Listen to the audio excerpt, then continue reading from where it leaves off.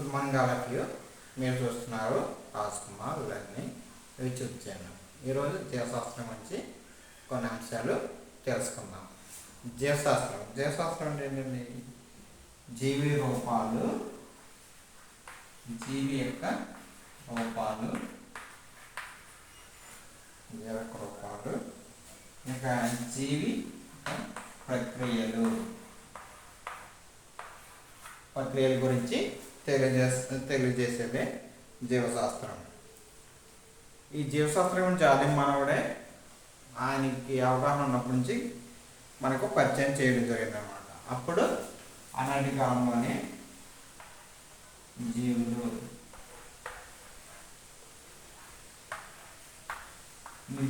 గురించి కూడా తెలియజేయడం జరిగింది. నిర్జీవులను గాలి, నీరు, సముద్రం, నిప్పు, నీరు వంటివి ఆయన తెలియజేయడం జరిగింది. ఈ నిర్జీవులు కూడా అనేకమైన భయం కలిగించేలా కూడా చేస్తాయనే విషయం కూడా ఆనాడే ఆది మానవుడు తెలుసుకోవడం జరిగింది. అవేంటంటే నిప్పు వల్ల అగ్ని మొత్తం అడవులన్నీ నాశనం అవ్వడం జరుగుతుంది తెలుసుకున్నాడు. నీరు సముద్రం వాటి వల్ల భయంకరమైన తుఫాన్లు అలలు రావడం చూడటం జరిగింది. భూకంపాలు అనేవి రావడం సంభవిస్తాయని అలాగే ఆ శాస్త్రవేత్త కనుగొనడం జరిగింది. నెక్స్ట్ 20వ శతాబ్దపు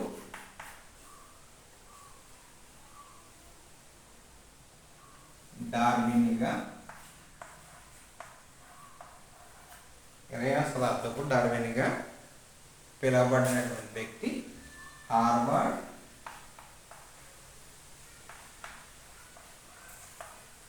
విశ్వవిద్యాలయానికి చెందినటువంటి వ్యక్తి.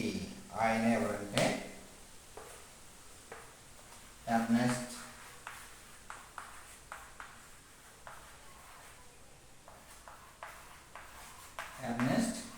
మేయర్.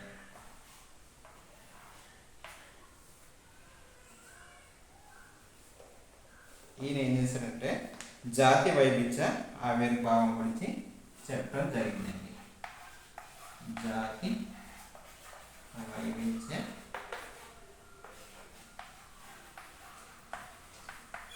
ఆవిర్భావం అనే అంశం గురించి చెప్పడం జరిగింది. 20వ శతాబ్దం డార్విన్గా హార్వర్డ్ విశ్వవిద్యాలయానికి చెందినటువంటి వ్యక్తి ఎర్నెస్ట్ మేయర్ జాతి వైవిధ్య ఆవిర్భావం గురించి చెప్పడం జరిగింది అన్నమాట. నెక్స్ట్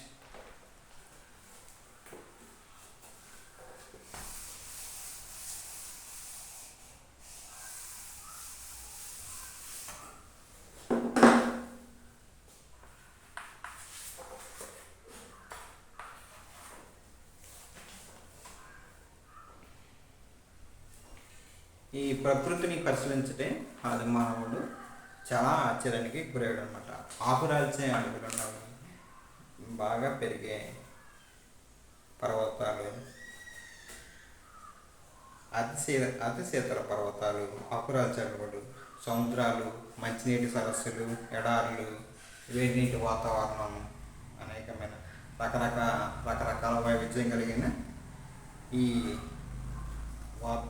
పర్యావరణ పరిస్థితుల గురించి చెప్పడం జరిగింది అనమాట. ఈ జీవించడం అనేది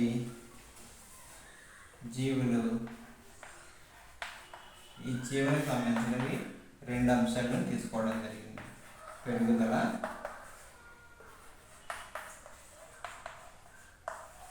ప్రత్యుత్పత్తి అనే అంశాలను తీసుకోవటం జరిగింది.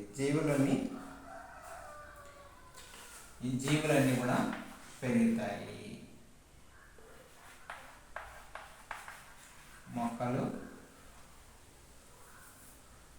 జంతువులు, మొక్కలన్నీ కూడా ఆ జీవితంలో జరుగుతూనే పెరుగుదలను కొనసాగిస్తూనే ఉంటుంది. జంతువులు కూడా కొంతవరకు పెరుగుదల ఉంటుంది, తర్వాత పెరుగుదల ఆగిపోతుంది. జంతువుల పెరుగుదల ఆగిపోతుంది, కానీ కణాలు విభజన మనకు అవసరమైనప్పుడు జరుగుతుంది. ఏదైనా కణాలు నాశనం అయిపోయినా, మన కణాలు ఎక్కడైనా ప్రమాదం జరిగినప్పుడు కణాలు నాశనం అయిపోయినా వాటి స్థానాన్ని భర్తీ చేయడం కోసం కణాలు అనేవి విభజన జరుగుతూనే ఉంటుంది. కొత్త కణాలు ఏర్పడుతున్నవి, రక్త కణాలు కూడా అలాగే పెరుగుతూనే ఉంటాయి. కొన్ని కణాలు విభజన అలాగా జరుగుతూ ఉంటుంది. ఈ కణ విభజనలు ఎలా జరుగుతున్నవి, ఎంత స్పీడ్లో జరుగుతున్నవి అనేవి తెలుసుకోవడానికి పరిస్థానీయ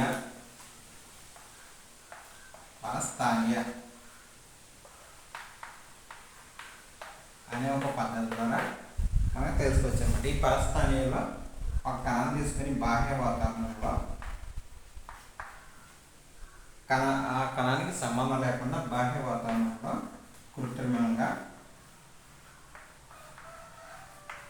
కృత్రిమ పరిస్థితుల్లో ఆ కణాల విభజన గురించి తెలుసుకోవడం జరుగుతుందన్నమాట, తెలుసుకోవచ్చు.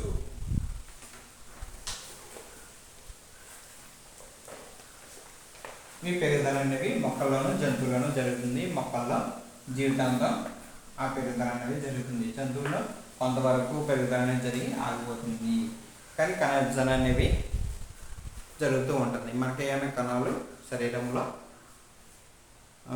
కోల్పోయినా పాడైపోయినా ఆ కణాలని భర్తీ చేసుకోవడం కోసం కణ విభజన అనేది జరుగుతుంది. ఈ కణ విభజన యొక్క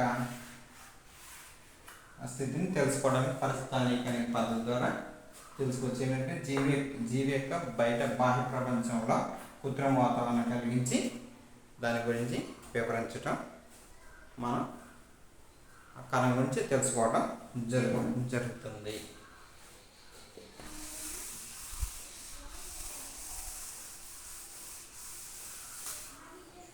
నెక్స్ట్ ప్రత్యుత్పత్తి. ఈ ప్రత్యుత్పత్తి గురించి మనకు తెలిసింది. జనకులను పోలిన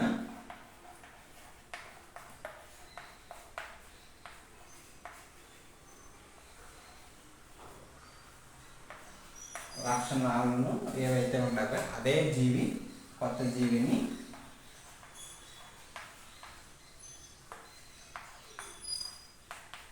పుట్టించడం అన్నమాట.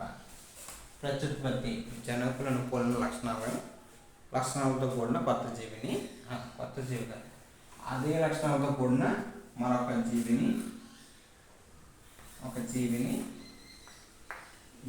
జన్మించటం జరుగుతుందన్నమాట.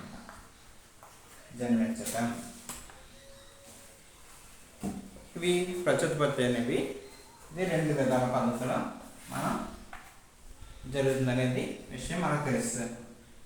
ఏంటవి? అలైంగిక, లైంగిక.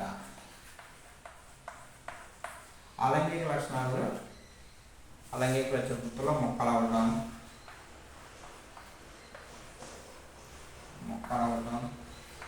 ప్రవాహాలు ఏర్పడటం,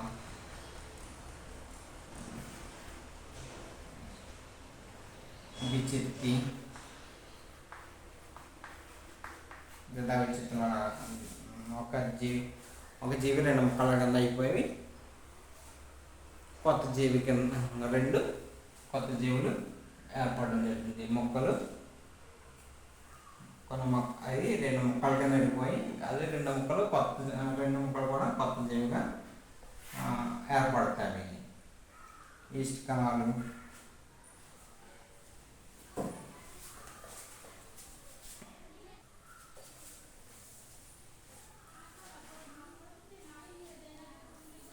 కొన్ని జంతువులు, కొన్ని జీవులు కూడా ప్రత్యుత్పత్తిని జరుపుకోలేని జీవులు కూడా మనకి ఉన్నవి. అవి మీన్స్ అనేవి మన ప్రత్యుత్పత్తిని జరుపుకోలేవు. నెక్స్ట్ వంజ శ్రామిక జీవులు కూడా ప్రత్యుత్పత్తిని జరుపుకోలేవు.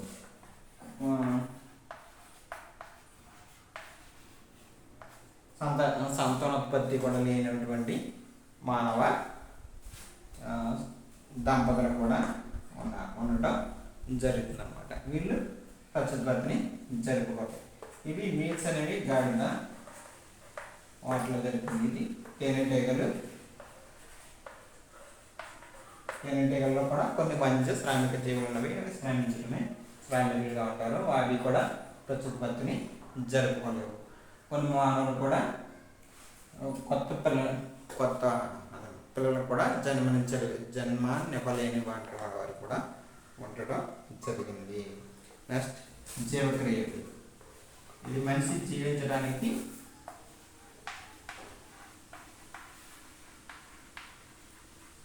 ఒక జీవించాలంటే జీవక్రియలు అనేవి మనకి జరగడం ఎంతో అవసరం. అనేక జీవక్రియలు మనకి ఉన్నవి.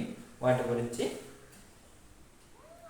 ఒకదాని తర్వాత ఒకటి తెలుసుకుందాం. నెక్స్ట్ జీవక్రియలు అనేవి కూడా జీవులకి గ్రహించే ఒక లక్షణం. నెక్స్ట్ తర్వాత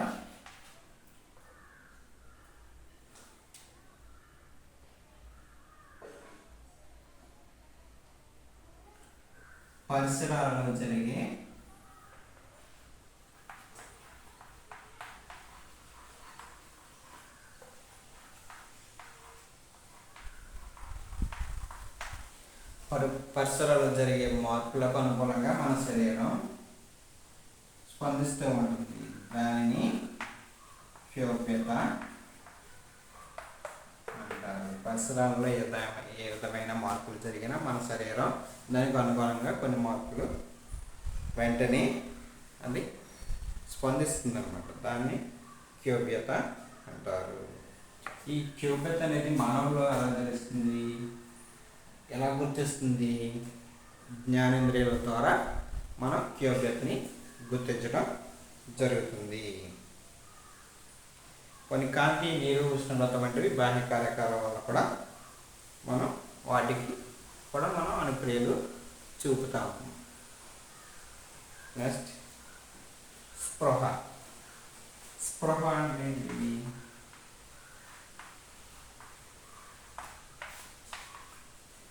మనం ప్రతి ఒక్కరు కూడా స్పృహను కలిగి ఉన్నామన్నమాట.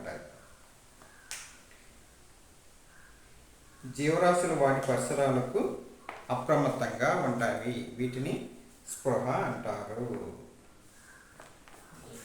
ఏదైనా ఒక భయంకరమైన వస్తువు, ఏదైనా మనకి సడన్గా పాము ఎదురైనా దానికి స్పృహ కలిగి మొహం ఎలా వస్తుందని మనం తెలుసుకుని తప్పుకోవటం.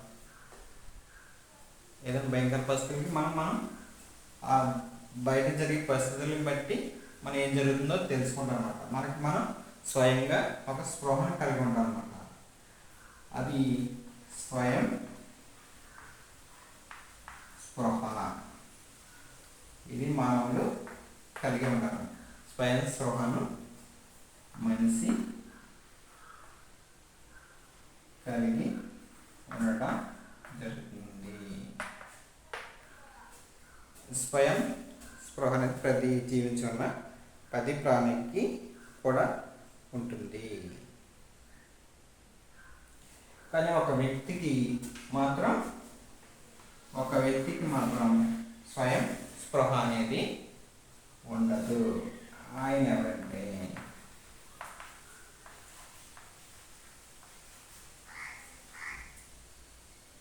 బ్రెయిన్ డెడ్ అయినటువంటి వ్యక్తి అన్నమాట. మెదడు మృతి చెందినటువంటి వ్యక్తి. కానీ అతను సజీవంగానే ఉంటాడు. కానీ బ్రెయిన్ అనేది ఏం జరుగుతుంది అనేది గుర్తించలేదు అనమాట. అటువంటి వ్యక్తికి స్వయం స్పృహ అనేది ఉండదు. నార్మల్గా అతను కోమాలో జీవించడం అనేది ఉండటం జరుగుతుంది అన్నమాట.